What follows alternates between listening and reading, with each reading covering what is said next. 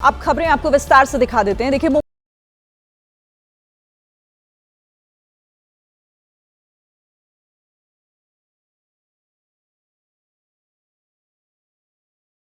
के विक्रोली टैगोर नगर से एक दर्दनाक हादसे की खबर सामने आई है, जहां पर सड़क पर लगे हुए स्पीकर्स के गिर जाने से एक 3 साल की बच्ची की मौत हो गई। और इस हादसे में पूरी तरह से स्पीकर लगाने वालों की लापरवाही भी साफ नजर आई, जिनकी गलती से एक 3 साल की मासूम की जान चली गई। यह खबर हर किसी के लिए बहुत बड़ी नसीहत भी है।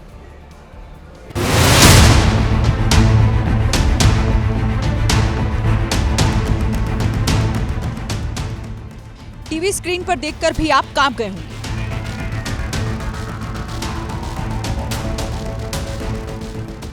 बच्ची दौड़ी दौड़ी आई और स्पीकर की चपेट में आ गई। भारी भरकम स्पीकर से छोटी सी मासूम बच्ची कुचल गई।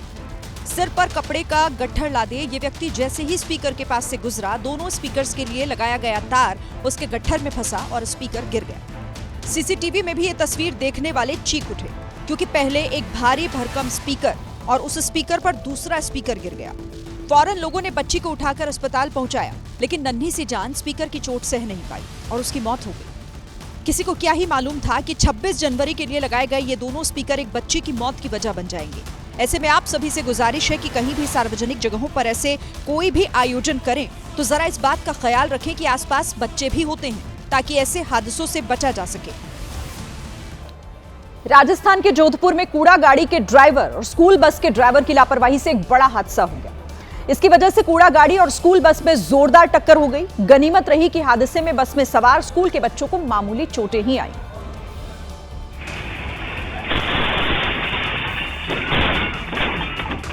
कूड़ा गाड़ी मुड़ी और हादसा हो गया। कूड़ा गाड़ी वाले ने गाड़ी ऐसे मोड़ी मानो उसे पता था कि सड़क से कोई गाड़ी नहीं आ रही होगी, लेकिन हादसा हो गया। यही हाल बस ड्राइवर का भी था। स्कूल के बच्चे बैठे थे, फिर भी मोड़ के बावजूद उसकी रफ्तार तेज थी। नतीजा, टक्कर हो गई। टक्कर होते ही हाहाकार मच गया। कूड़ा गाड़ी पलट गई तो वहीं बस का शीशा चकनाचूर हो गया। बच्चे रोने चिल्लाने लगे। टक्कर और रोने की आवाज सुनकर आसपास के लोग दौड़े। सबसे पहले बस के अंदर से एक वर्दीधारी उतरा। उसी की मदद से बच्चों को नीचे उतारा गया। गनीमत रही कि किसी भी बच्चे को गंभीर चोट नहीं आई थी। ये घटना निम्बा निमड़ी इलाके की है, जहां सुनसान सड़क पर अचानक 2 ड्राइवर्स की गलती से यह हादसा हो गया। हादसे के बाद लोगों ने किसी तरह कूड़ा गाड़ी के ड्राइवर को भी बाहर निकाला। यूपी के कौशाम्बी में आपसी विवाद में कुछ दबंग छात्रों ने जमकर कोहराम मचाया। इन छात्रों ने गैंग बनाकर एक लड़के को ओवरब्रिज पर घेरा और फिर उस पर चारों तरफ से हमला कर दिया। हालांकि पीड़ित लड़का खुद को बचाने की कोशिश करता रहा, जबकि आरोपी छात्र उसकी पिटाई करते रहे। दबंग छात्रों ने लड़के को दौड़ा दौड़ा कर पीटा और उसके कपड़े फाड़ दिए। इस बीच वो लड़का किसी तरह बचकर वहां से भागा, लेकिन आरोपियों ने बाइक से पीछा किया और उसे फिर से दबोच लिया। बताया गया कि बुरी तरह पीटने के बाद उसे ओवरब्रिज से नीचे फेंक दिया, जिससे उसके दोनों पैर और जबड़ा टूट गया। इसमें गंभीर धाराओं में अभियोग थाना संदीपन घाट पर दर्ज किया गया। 7 लड़के इसमें मारपीट करने वाले प्रकाश पाए हैं। घायल लड़के को अस्पताल में भर्ती करवा दिया गया है, जहां उसका इलाज जारी है। गूगल मैप्स पर अंधा भरोसा करना एक और परिवार को भारी पड़ गया। इस बार जयपुर में मैप देखते देखते एक व्यक्ति अपनी गाड़ी को मंदिर की सीढ़ियों तक ले आया। गूगल के बताए रास्ते पर चलते चलते कार जयपुर के बिरला मंदिर की सीढ़ियों पर उतर गई। गाइस देखिए गूगल मैप देखने का नतीजा। इसलिए कहता हूँ गूगल मैप पे कम भरोसा करिए। कार चलाने वाला व्यक्ति मंदिर के गेट के अंदर एंट्री कर चुका था, फिर भी उसने गूगल मैप ऑन रखा।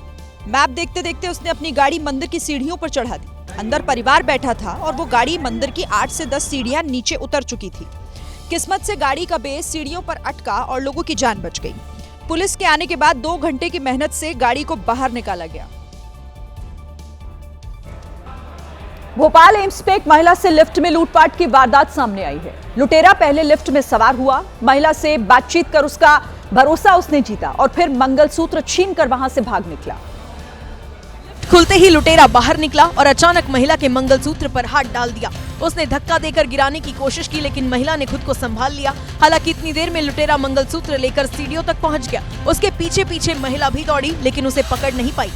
ये वीडियो भोपाल के एम्स का है। लिफ्ट में पहले महिला दाखिल हुई। लिफ्ट का डोर बंद होने वाला था, तभी फोन पर बात करते हुए युवक ने लिफ्ट रोका, फिर कुछ पूछा और तुरंत लिफ्ट में सवार हो गया। जब लिफ्ट ऊपर जा रही थी तो वो महिला से बातचीत कर रहा था। इस दौरान वो महिला के मंगलसूत्र को ध्यान से देखता रहा और जैसे ही लिफ्ट का डोर खुला, शांत और साधारण दिखने वाला युवक लुटेरा बन गया। एम्स जैसे हाई सिक्योरिटी स्वास्थ्य संस्थान में लूट को अंजाम दे डाला। हालांकि उसकी करतूत सीसीटीवी में कैद हो गई। गुजरात के जूनागढ़ से हादसे की डरावनी तस्वीर सामने आई है, जहां पर एक तेज रफ्तार कार अनियंत्रित हुई और एक दुकान में जा घुसी। हादसे में कार ड्राइवर को काफी गंभीर चोटें आई हैं। टक्कर ऐसी जिसे देखकर ही दिल घबरा जाए। हादसा ऐसा जिसने देखा उसकी रूह कांप गई। दीवार के टकराने के बाद कार का हाल देखिए, जिसका कबाड़ बन गया। हादसे के वक्त कार की स्पीड कितनी ज्यादा थी, इसके लिए कार का स्पीडोमीटर देखिए, जो कि 140 की स्पीड पर जाकर रुक गया। इस स्पीड में कार चलाते वक्त ड्राइवर ने नियंत्रण खो दिया और सीधे दुकान के शटर से जा टकराया। राहगीरों ने कार का दरवाजा तोड़कर ड्राइवर को बाहर निकाला और अस्पताल पहुंचाया। राहत की बात यह रही कि जब हादसा हुआ तब सभी दुकानें बंद थी और सड़क पर भी ट्रैफिक कम था, जिससे जान माल का नुकसान टल गया।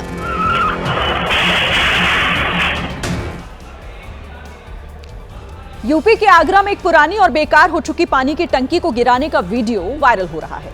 कहा जा रहा है कि टंकी इतनी जर्जर थी कि उसे गिराने में महज 5 सेकंड ही लगे। टंकी को गिराने के लिए प्रशासन की टीम आई थी। सबका काम कुछ मिनटों में ही पूरा हो गया। हालांकि गिरते गिरते वो टंकी वहां के अधिकारी और कर्मचारियों को नुकसान पहुंचाने वाली थी।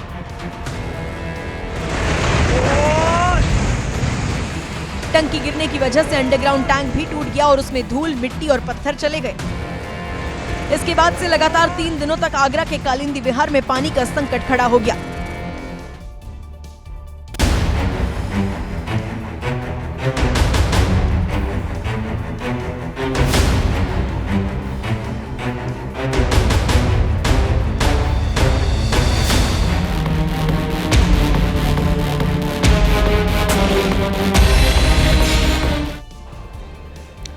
इस समय पूरे भारत के पहाड़ी इलाकों में भारी बर्फबारी हो रही है और खास तौर पर जम्मू कश्मीर के पहाड़ों पर कई जगह तो इतनी ज्यादा बर्फ है जो न सिर्फ सीजन की बल्कि पिछले कई सालों की सबसे ज्यादा बर्फबारी बताई जा रही है।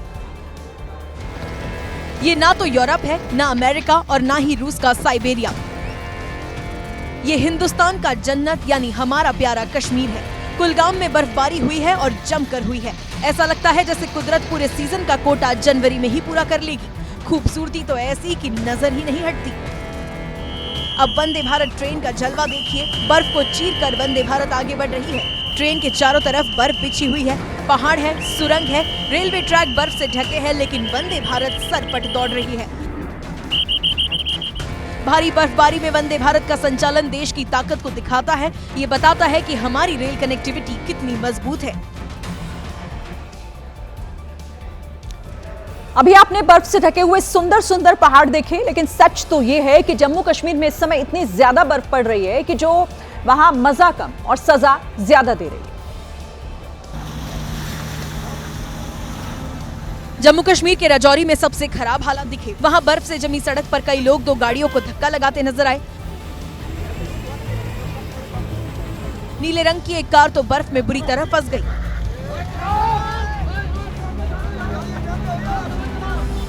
हालात ऐसे थे कि पर्यटक गाड़ियों को निकालने में एक दूसरे की मदद करते रहे, लेकिन कोशिशें नाकाम रही। फिसलन भरी सड़क पर ड्राइवरों ने फुल एक्सीलेटर लिया, लेकिन जब कार आगे नहीं बढ़ सकी तो फिर धक्का लगाकर कुछ लोग अपनी गाड़ियों को बर्फ से बाहर ले जाते दिखे।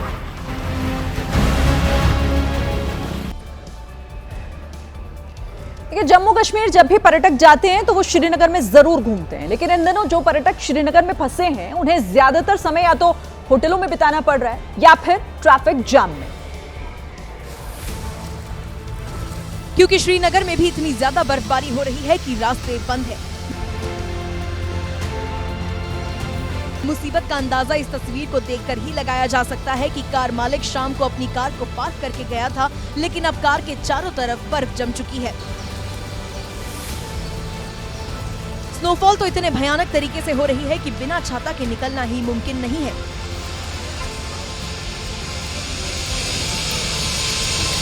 बता दें कि भारी बर्फबारी के कारण श्रीनगर आने जाने वाली 8 से ज्यादा उड़ानें रद्द कर दी गई हैं। नेशनल हाईवे 44 को भी बंद किया गया है। बर्फबारी के साथ ही जो दिक्कतें हैं वो भी पड़नी शुरू हो गई हैं। जम्मू श्रीनगर राष्ट्रीय राजमार्ग को एक बार फिर से यातायात के लिए बंद कर दिया गया है, जबकि हवाई सेवाएं भी बाधित हो गई है। श्रीनगर पुलिस ने लोगों को सलाह दी है कि जब तक रास्ते पूरी तरह साफ ना हो जाए तब तक यात्रा ना करें। वैसे ठंड के इस मौसम में जो पर्यटक जम्मू कश्मीर में मौजूद हैं उन्हें काफी मजा भी आ रहा है। आसमान से गिरती हुई बर्फ की सफेद फुहारों में पर्यटक पिकनिक का लुत्फ उठा रहे हैं। क्रिसमस से इस पर्यटक को बर्फबारी का इंतजार था, लेकिन देर सवेर ही सही जब इसे लाइव स्नोफॉल का दीदार हुआ तो ये पर्यटक बाहें फैलाकर झूम उठा। इस शख्स ने कहा कि लाइव स्नोफॉल देखने की इसकी सालों पुरानी इच्छा थी, जो अब पूरी हो गई। जी मैं जयपुर से आया हूँ सर। बस सुबह सुबह बर्फ गिरे देखते हुए तो जो है हम घूमने के लिए चले आए। बहुत मजा आ रहा है, ऐसा वाइट हो गया पूरा।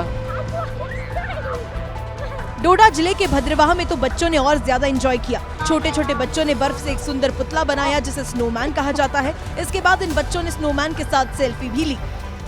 मेरा नाम अरूष है, मैं भद्रवाह में रहती हूँ। इधर बर्फ पड़ी है, हमारे को बहुत मजा आता है। हमने स्नोमैन भी बनाया, हमने स्लाइड भी किया।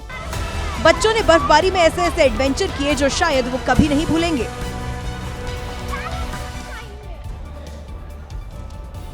देखिए, जम्मू कश्मीर का ताजा मौसम मौका है उन लोगों के लिए जो छुट्टियां मनाने के लिए विदेशों में एक अच्छी जगह तलाश रहे हैं, क्योंकि कश्मीर का इस समय ऐसा नजारा है वैसा शायद किसी दूसरे देश में भी नहीं मिलेगा।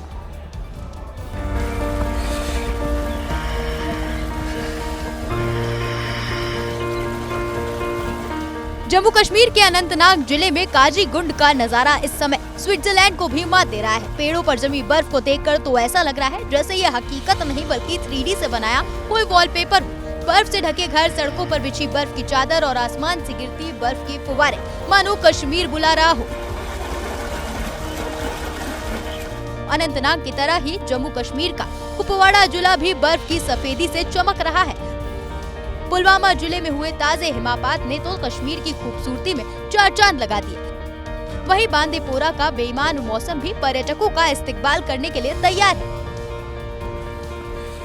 बता दें कि जम्मू कश्मीर में अभी भी भारी बर्फबारी की संभावना है। मौसम विभाग का दावा है कि 24 घंटे बर्फबारी होगी। वहीं 10 फरवरी तक पश्चिमी विक्षोभ की भी भविष्यवाणी की गई है।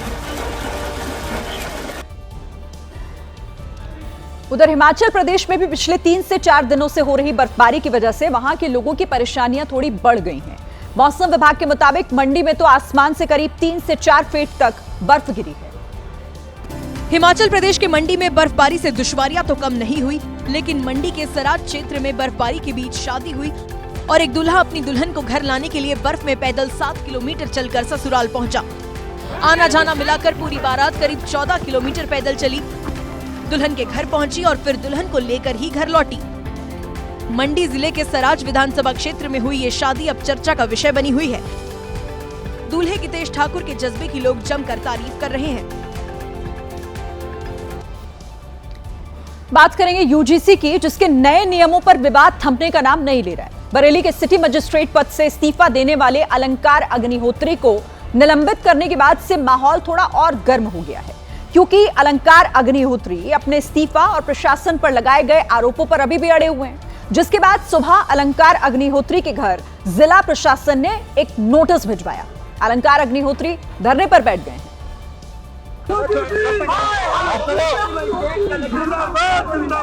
अलंकार अग्निहोत्री अपने सरकारी आवास से निकलकर बरेली डीएम कार्यालय के गेट पर ही धरना प्रदर्शन करने लगे, जहां पर उनका समर्थन करने बड़ी संख्या में लोग पहुंच गए और जमकर नारेबाजी की। बहुत बड़ा अन्याय कर रही है ये, ब्राह्मण समाज के संग नहीं पूरे समाज के साथ में अन्याय कर रही है सरकार। धरने पर बैठे अलंकार अग्निहोत्री ने डीएम से सवाल पूछा कि जिला अधिकारी उस व्यक्ति का नाम बताए जो फोन पर गाली दे रहा था। जिलाधिकारी महोदय स्वयं यहाँ पे आए। इस समय संवैधानिक तंत्र विफल हो चुका है। एक व्यक्ति ऐसी विचारधारा का कौन व्यक्ति था जो ये बोल रहा था जिलाधिकारी महोदय को पंडित पागल हो गया, पूरे राष्ट्र को बताए। अलंकार अग्निहोत्री ने दावा किया कि वो डीएम से सवाल पूछने पहुंचे थे, लेकिन उन्हें गेट पर ही रोक दिया गया, जिसके बाद वो धरने पर बैठ गए। इस दौरान उन्होंने अपने निलंबन पर भी बयान दिया। तो एक सोची समझी साजिश जब फेल हो गई तो रात में जो है उन्होंने जो देर रात एक सस्पेंशन लेटर जारी किया। मैं तो पहले से ही त्याग पत्र दे चुका हूँ, ये मेरा संवैधानिक अधिकार है। बरेली के निलंबित सिटी मजिस्ट्रेट ने खराब कानून व्यवस्था का आरोप लगाते हुए यूपी में राष्ट्रपति शासन लगाने की मांग की है और कहा कि सत्ता में ब्राह्मण विरोधी विचारधारा का व्यक्ति काबिज है और उसे हटा दिया जाए। ऐसे गंभीर आरोप लगाते हुए अलंकार अग्निहोत्री ने अपना आवास खाली कर दिया और बिना चार्ज हैंडओवर किए ही सामान ट्रक में भरकर चले गए। अलंकार अग्निहोत्री के इस्तीफे के बाद ब्राह्मण समाज के कुछ लोग उनके समर्थन में आ गए हैं, जो यूजीसी के नए नियमों के विरोध के साथ ही यूपी सरकार के खिलाफ भी नारेबाजी करते दिखे। हालांकि बरेली का जिला प्रशासन निलंबित सिटी मजिस्ट्रेट के सभी आरोपों को खारिज करते दिखा। बंधक बनाने जैसी कोई बात हुई ही नहीं थी। बेसिकली वो खुद में गए थे सबसे मिलने के लिए, अलंकार अग्निहोत्री जी जो यहाँ पर सिटी मजिस्ट्रेट हैं, और हम तीनों एडीएम थे। अलंकार अग्निहोत्री के साथ डीएम के ऑफिस में क्या हुआ, इसके बारे में एडीएम बरेली ने बताया। बात ये हुई थी कि भाई आपको अगर कोई प्रेशर है किसी भी तरह को बताइए, जाकर के सो लीजिए। अगर तो आपको मेंटली कोई दिक्कत आ रही है, 1-2 दिन टाइम ले लीजिए, छुट्टी चले जाइए। अगर आपको लगता है कि आपको कोई दिक्कत है 2-4 दिन छुट्टी ले लीजिए, लेकिन वो उस बात के लिए तैयार नहीं हुए। 26 जनवरी के दिन बरेली के सिटी मजिस्ट्रेट अलंकार अग्निहोत्री अपने पद से इस्तीफा देने के बाद चर्चा में आए।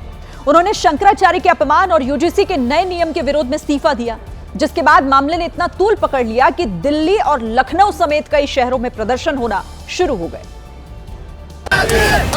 दिल्ली में यूजीसी दफ्तर के सामने स्वर्ण सेना ने मोर्चा खोल दिया। पुलिस ने बैरिकेडिंग लगाकर अंदर जाने से रोका तो प्रदर्शनकारी वहीं पर बैठकर नारेबाजी करने लगे। हंगामा करने वाले यूजीसी के नए नियम की तुलना अंग्रेजों के रोलेट एक्ट से कर रहे थे। किसी जो एक्ट है इससे हम लोगों को आपत्ति है। कमेटी में स्वर्ण समाज का पर्याप्त प्रतिनिधित्व नहीं है, पहली आपत्ति ये है। दूसरी आपत्ति ये है कि यदि कोई झूठी कंप्लेंट करता है तो उसके खिलाफ सजा का प्रावधान होना चाहिए। लखनऊ में भी यूजीसी के नए नियम के खिलाफ छात्रों में आक्रोश दिखा, लेकिन लखनऊ यूनिवर्सिटी प्रशासन छात्रों को वहां से हटाने लगा। फिर भी छात्र विरोध प्रदर्शन करते रहे। कोई परीक्षा बाधित नहीं कर रहा हूं सर, मैं कोई परीक्षा नहीं बाधित कर रहा हूं। यूपी के रायबरेली में चूड़ियों को लेकर प्रदर्शन किया गया। कुछ लोग लिफाफे में चूड़ियां भरकर यूजीसी और सरकार को भेज रहे थे। तो वहीं यूपी के प्रयागराज में भी विरोध की आग दिखी। प्रयागराज में प्रतियोगी परीक्षाओं की तैयारी करने वाले छात्रों का आरोप है कि इन नियमों से जातिगत भेदभाव खत्म नहीं होगा बल्कि बढ़ेगा। कहीं न कहीं छात्रों बीच में एक बड़ी खाई बनाने का काम होने जा रहा है, जो कि पूर्णतः हम सबको अस्वीकार है। एक तरफा कार्रवाई होगी।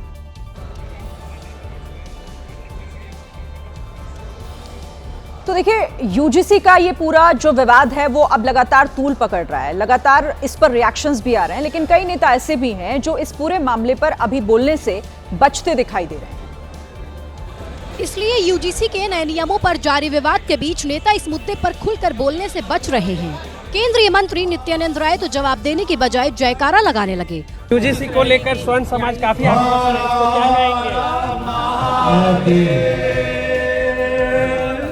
भगवान विष्णु माता लक्ष्मी की जय, हरिहर नाथ की जय। तो वहीं बरेली के निलंबित सिटी मजिस्ट्रेट के मुद्दे पर यूपी के पूर्व डिप्टी सीएम दिनेश शर्मा ने कहा, बहुत सारे ऐसे लोग होते हैं जिनकी चुनावी कीड़े जिनको काटने लगते हैं, राजनीति की बू आने लगती है जिनमें, तो एक बहाना तलाशते हैं। लेकिन नए यूजीसी कानून पर विवाद बढ़ा तो इस मुद्दे पर शिक्षा मंत्री धर्मेंद्र प्रधान का भी पहली बार बयान सामने आया। उन्होंने कहा कि किसी के साथ गलत नहीं होगा, लेकिन अभी नए नियम वापस लेने के कोई संकेत नहीं दिए। किसी को उत्पीड़न होने नहीं दिया गया, कोई भेदभाव नहीं होगा, कोई डिस्क्रिमिनेशन के नाम पे किसी को भी मिसयूज करने का अधिकार नहीं रहेगा। इसमें यूजीसी हो, भारत सरकार हो या राज्य सरकार हो, इसकी दायित्व रहेगी। मैं आश्वस्त करता हूँ, उसको जो व्यवस्था हुई है, भारत की कुछ भी व्यवस्था हो, संविधान की परिधि के अंदर होगा। और ये जो विषय आई है, ये तो सुप्रीम कोर्ट की निगरानी में व्यवस्था है। दूसरी तरफ उत्तर प्रदेश में संत बनाम सरकार की कहानी भी सुर्खियों में। कल बरेली के सिटी मजिस्ट्रेट ने स्वामी अवि मुक्तेश्वरानंद के समर्थन में इस्तीफा दे दिया था, तो आज अयोध्या में जीएसटी विभाग के डेप्यूटी कमिश्नर प्रशांत सिंह ने सीएम योगी के समर्थन में इस्तीफा दे दिया। बात संत और सरकार के बीच की थी, लेकिन इसके आंसू सरकारी कुर्सी पर बैठे अधिकारियों की आंखों से भी उतरने लगे हैं। प्रशांत सिंह फोन पर पत्नी से बात करते हुए भावुक हो गए, आंखों से चश्मा हटाया, आंसू पोंछे और फिर दिल की बात कह दी। हाँ, मैंने इस्तीफा दे दिया है। हाँ, मुझे बर्दाश्त नहीं हुआ, मुझे बर्दाश्त नहीं हुआ।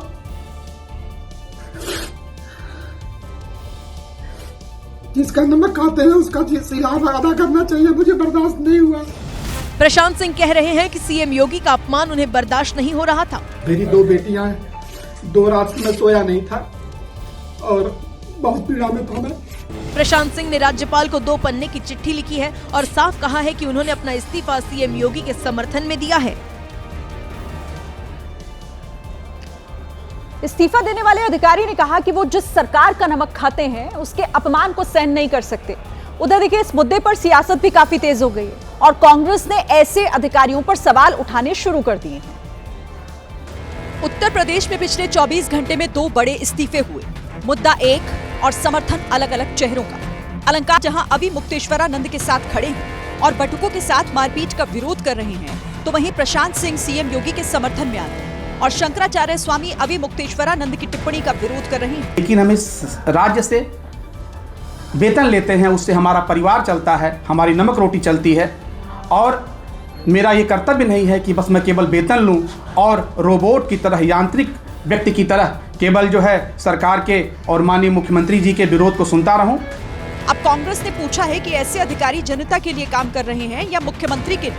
ये जनता के टैक्स से वो नमक खा रहे हैं, उनके घर की रोजी रोटी चल रही है। जनता का है, सीएम का पैसा नहीं है कि वो गोरखपुर से पैसा लाके सीएम सब प्रदेश के सरकारी कर्मचारियों को दे रहा है। इस्तीफा देने वाले प्रशांत सिंह ने ये भी कहा कि वो पीएम मोदी के खिलाफ की गई टिप्पणियों से भी नाराज थे।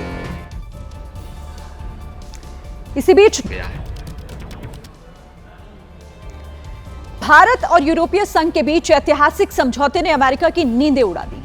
भारत और यूरोप के नेताओं ने जैसे ही 16वें ईयू भारत समिट में फ्री ट्रेड डील का ऐलान किया, पूरी दुनिया में हड़कंप मच गया। अब देखिए, क्योंकि इस डील को मदर ऑफ ऑल डील्स कहा जा रहा है और इसी बात से अमेरिका परेशान हो उठा है। आज एक और ऐतिहासिक अवसर है जब विश्व की 2 सबसे बड़ी लोकतांत्रिक शक्तियां अपने संबंधों में एक निर्णायक अध्याय जोड़ रही है। अमेरिका नहीं चाहता था कि भारत और यूरोपीय यूनियन के बीच कोई समझौता हो, इसलिए डील होने से पहले ही अमेरिका तरह तरह की बयानबाजी कर रहा था और यूरोप पर भी धमकी के अंदाज में तंज कस रहा था। We have put 25% tariffs on India for buying Russian oil. Guess what happened last week? The Europeans signed a trade deal with India. The Russian oil goes into India, the refined products come out, and the Europeans buy the refined products. They are financing the war against themselves. लेकिन इन धमकियों पर ना तो European union ने ध्यान दिया और ना ही भारत ने, और चिढ़ने वाले अमेरिका की अनदेखी करते हुए दिल्ली में ऐतिहासिक फैसला किया गया। डील से पहले पीएम मोदी ने कार्यक्रम को संबोधित करते हुए यह कह दिया था कि भारत और ईयू के बीच एफटीए पर सहमति बन गई है। पीएम मोदी ने कहा कि दुनिया भर में इसकी चर्चा मदर ऑफ ऑल डील के नाम से हो रही है। देखिए, अमेरिका चिढ़ा हुआ है क्योंकि ये डील अमेरिका की टैरिफ वाली धमकियों की काट मानी जा रही है और इसीलिए इस डील को ऐतिहासिक कहा जा रहा है। भारत और ईयू की साझा समृद्धि का ब्लूप्रिंट बताया जा रहा है क्योंकि इससे भारत को फायदा होगा।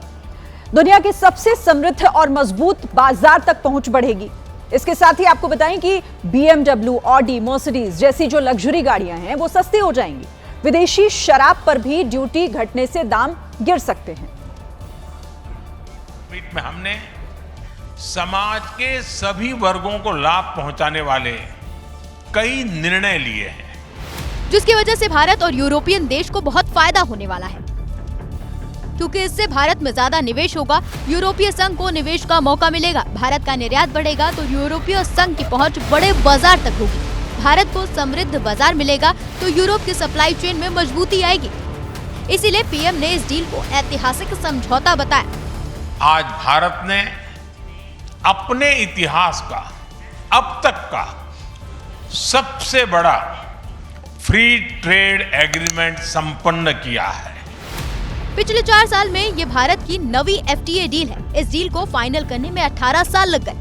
अगले 6 महीने में लागू होने के आसार हैं, जिसके बाद से भारत की अमेरिका चीन पर निर्भरता कम होगी। यूरोपियन यूनियन के 27 देशों के साथ भारत ये FTA कर रहा है। यह एक ऐतिहासिक समझौता हमारे किसानों, हमारे छोटे उद्योगों, इसके यूरोपियन मार्केट तक पहुंच आसान बनाएगा।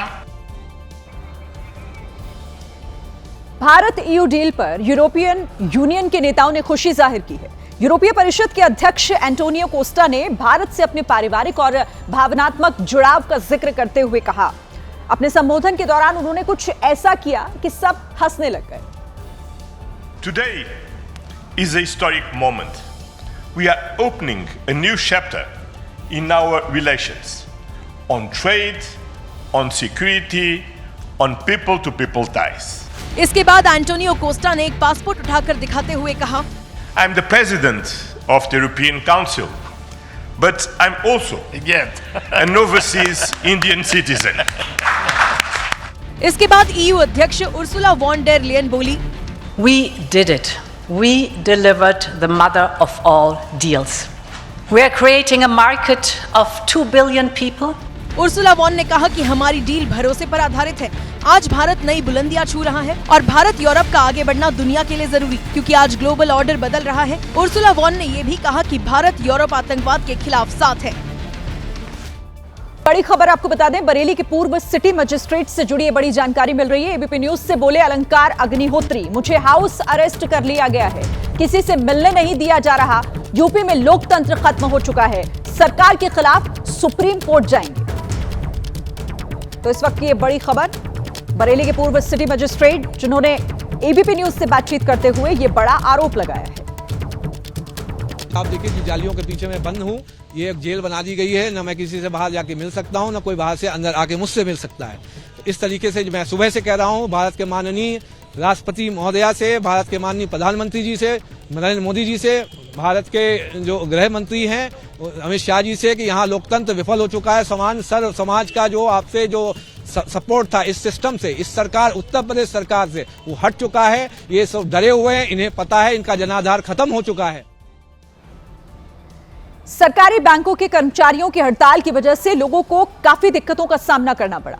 कर्मचारियों ने हफ्ते में सिर्फ 5 दिन काम की मांग को लेकर हड़ताल की, यानी लगातार चौथे दिन आज बैंक में कोई कामकाज नहीं हुआ।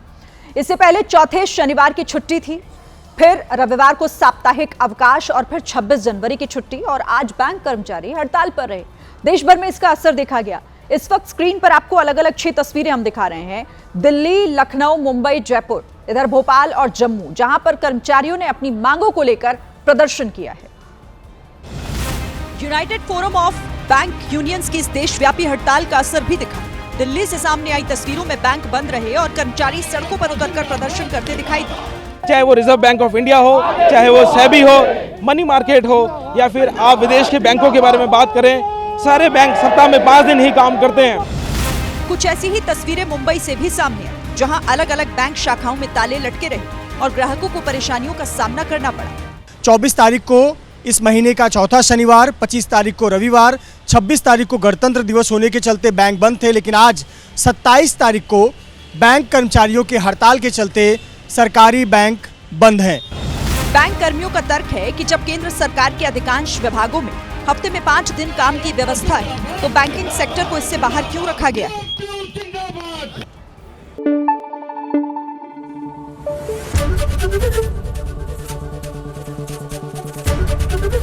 एबीपी न्यूज आपको रखे आगे।